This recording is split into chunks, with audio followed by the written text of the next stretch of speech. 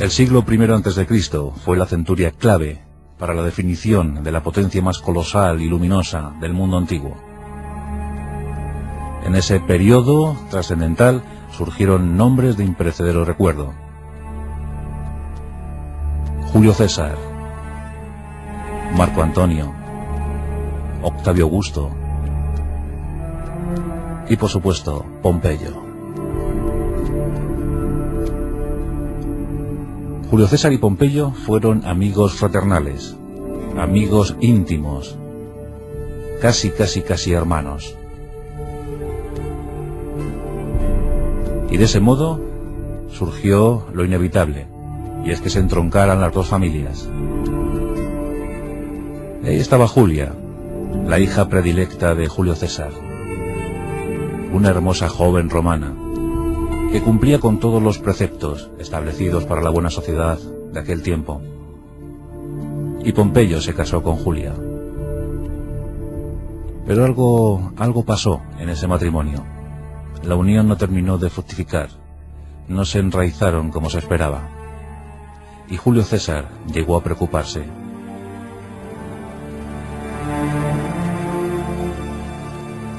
Julio César es el gran arquitecto del Imperio Romano, aunque no llegó a ver consumada su obra. Nacido hacia el año 100 a.C., la familia de Julio César se consideraba descendiente directa de la mismísima diosa Venus. Y César llevó siempre a gala este hecho.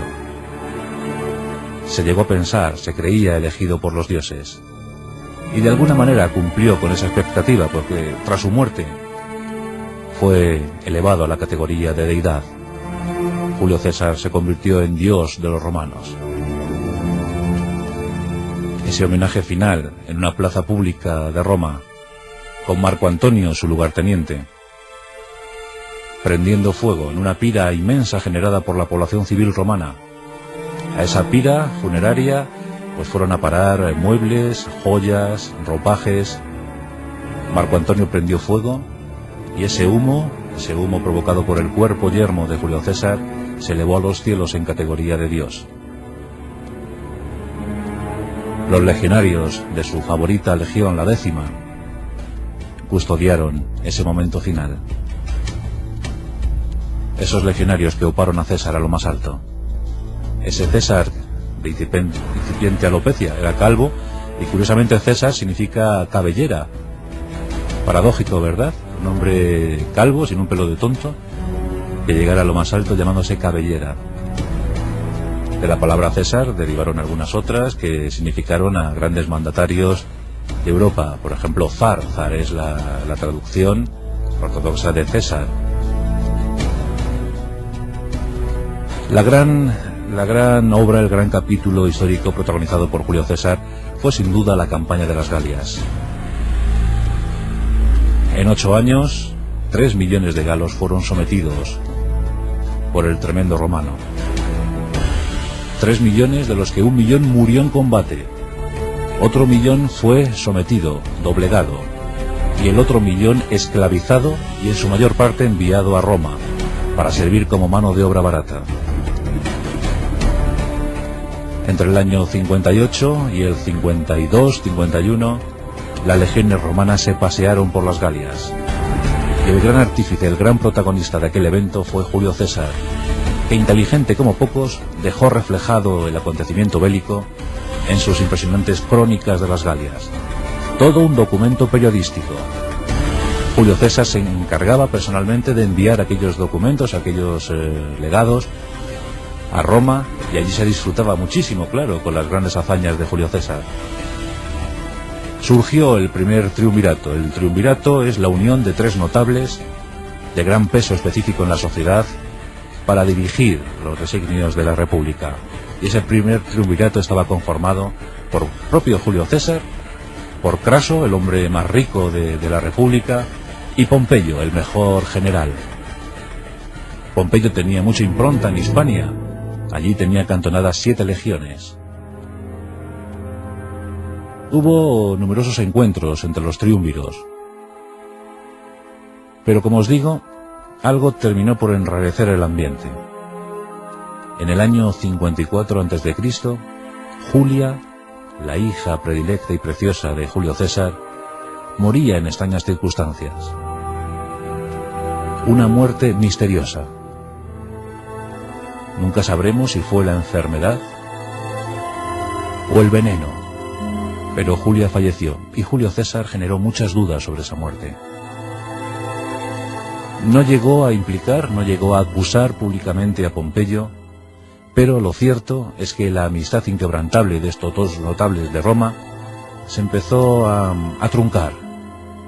Estos dos amigos íntimos, otrora amigos íntimos, comenzaron a distanciarse.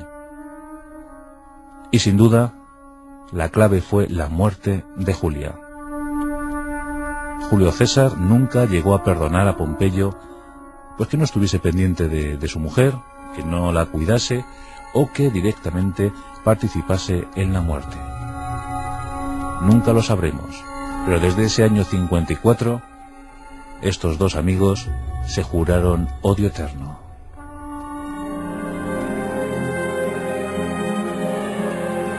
El triunvirato se estaba deshaciendo por momentos. En el año 53, Craso, al que le había correspondido en suerte todos los territorios orientales, murió en el desastre de Carré. Una enorme batalla frente a los partos, los irreductibles partos, los persas, los iraquíes de hoy en día. Pues en Carré murieron 30.000 legionarios, aplastados por el poder de los partos. Y el propio Craso murió entre sus hombres, entre sus tropas. Y eso ya terminó por disgregar el triunvirato. El enfrentamiento entre Pompeyo y Julio César fue abierto. Año 49 a.C. En la primera semana de ese año, Julio César se encuentra al frente de la 13ª Legión y se encuentran establecidos ante el río Rubicón, un pequeño lecho fluvial que servía como frontera natural para Italia, para la península italiana. Julio César tiene que regresar a Italia, pero sabe que si regresa con sus hombres será un argumento para que Pompeyo declare la guerra civil. Esa guerra civil va a causar miles de vidas, pero va a decidir quién tiene que dirigir los designios de la República Romana. ¿Quién debe conducirla hacia el imperio? Los más conservadores apoyan a Pompeyo. Los más progresistas, los que están decididos a caminar directamente al imperio, están con Julio César. César tiene a sus veteranos de las Galias, aquellos que se han curtido en 1000 batallas. Los legionarios se encuentran al lado de Julio César, pero este sabe que muchos de sus queridos soldados, muchos de sus hombres, muchos de sus legionarios van a morir en el combate. Julio César pide voluntarios, no quiere que nadie vaya forzado a esa guerra entre hermanos. Julio César, en un alegato famosísimo, se dirige a sus hombres y solicita de ellos que caminen junto a él, pero que tampoco les va a obligar, y que los que no quieran serán inmediatamente desmovilizados. La 13ª Legión, como un solo hombre, pronuncia una frase muy célebre: César o nada. Y en ese mes de enero del año 49 a.C. se comenzó a escribir un nuevo capítulo en la historia romana. La 13ª Legión cruzó el río Rubicón. César dijo: alea jactaes, la suerte está echada.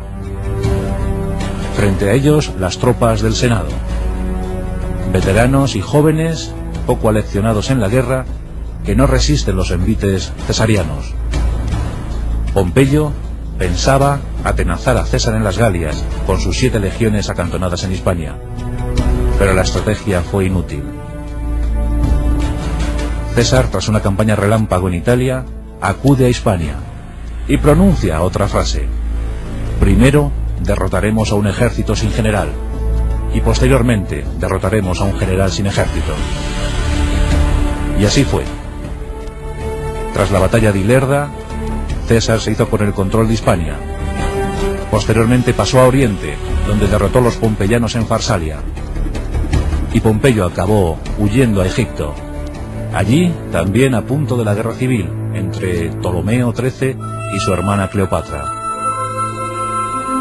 Pompeyo había sido tutor de los niños, de estos niños egipcios, y pensaba encontrar refugio y acomodo en Egipto donde reorganizarse y volver a atacar. Pero Ptolomeo, asesorado por un consejo de nobles, de políticos, decidió cortar la cabeza de Pompeyo para congraciarse con el nuevo amo de la situación, que no era otro sino Julio César. César llegó con 2 legiones a Egipto y se encontró con el escenario, se encontró con aquella imagen, la cabeza de su eterno enemigo, otrora amigo inquebrantable, la cabeza de Pompeyo en una ánfora. A Julio César le dio asco porque en el fondo amaba a Pompeyo, en el fondo quería a Pompeyo. Y así terminó esta rivalidad, aunque el último capítulo lo tenemos en el año 44, en los Irus de marzo. Julio César, con 56 años, está a punto de ser proclamado el primer emperador. Pero como ya sabemos, la conjura de Bruto, un posible hijo natural de César, y otros tantos republicanos convencidos, de rancio abolengo, dieron muerte a Julio César. ¿Y a que no sabéis dónde? Pues precisamente a los pies de una estatua de Pompeyo.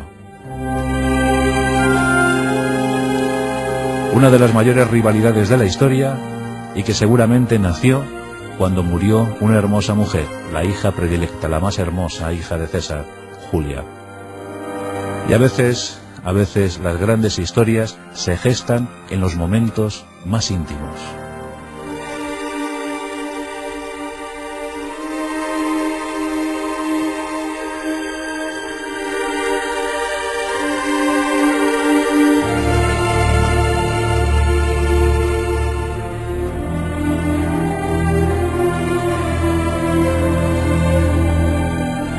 En Onda Cero, Juan Antonio Cebrián.